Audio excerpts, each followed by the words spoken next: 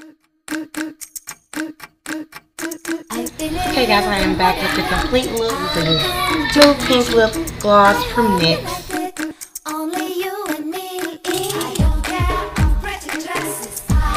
And on my cheekbones, I applied my Milani Baked Red Vino,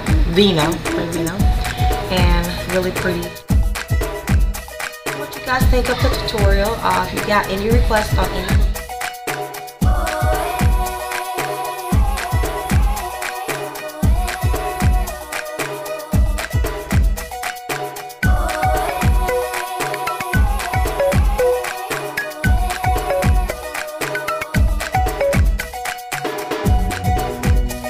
but I wanted to use this. I haven't used this in quite some time.